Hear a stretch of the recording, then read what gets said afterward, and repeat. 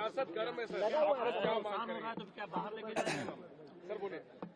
एक बात तो हमें और आपको ये समझनी चाहिए, मैं पिछले कई वर्षों से और खासकर उत्तर प्रदेश में देख रहा हूं, भारतीय जनता पार्टी का एक बहुत सोचा समझा मॉडल है कि वो पहले अनकॉन्स्टिट्यूशनल काम करते हैं, गैर कानूनी काम करते हैं, और अगर आप उसमें विरोध करने आते हैं तो प्रशासन से, शासन से आपके खिलाफ कार्रवाई करते हैं। जिस तरह का भाव राज्यसभा में था वो बाबा साहब भीमराव अम्बेडकर जी का अपमान है। न केवल हम समाजवादियों के बल्कि पूरे देश के शोषित, वंचित, पीड़ित, अपमानित लोग और जो समाज में सबसे पीछे छूट गए थे, उनके लिए आज भी वो पूजनीय हैं। आप किसी भी गांव में चले जाएं पूरे देश में, आज भी बाबा साहब को पूजने का काम गांव के लोग करते हैं। गरीब, हर समाज के लोग उनको भगवान की दृष्टि से देखते हैं। तो इस तरह की भाषा का इस्तेमाल करना न केवल निंदनीय है बल्कि शब्दों को वापस लें और माफी मांगने की जो विपक्ष की बात है उसको मानना चाहिए सरकार को। और सच्चाई तो ये है कि जो व्यक्ति माफी मांग लेता है वो बड़ा होता है। माफी मांगने वाला व्यक्ति हमेशा बड़ा होता है।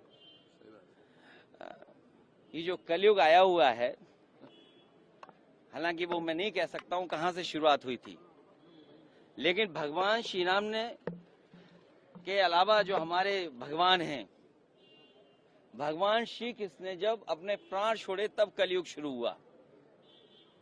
आखिरी शब्द भी यही थे जब उनको तीर लगा कि डेस्टिनी थी, ये माफ कहना चाहिए, भूल जाना चाहिए इस चीज को। तो कम से कम सरकार को जिनकी भाषा से, व्यवहार से पूरे देश का सेंटिमेंट बाबा साहब भीमराव अम्बेडकर जी के लिए जो अपमान की तरह भाषा इस्तेमाल हुई, उस पर माफी मांगनी चाहिए और शब्द वापस अपने लेने चाहिए। राहुल गांधी पर एफआईआर हुई है सर, देखिए, ये हालांकि मेरी स्पीकर साहब से बात नहीं हुई और दूसरे पॉलिटिकल लीडर से बात नहीं हुई, लेकिन ये लोकसभा का परिसर है, इसमें सबसे ज्यादा सुप्रीम अगर कोई है तो स्पीकर साहब हैं। अब सोचिए आप, बीजेपी के लोग तो स्पीकर के साहब के ऊपर भी चले गए।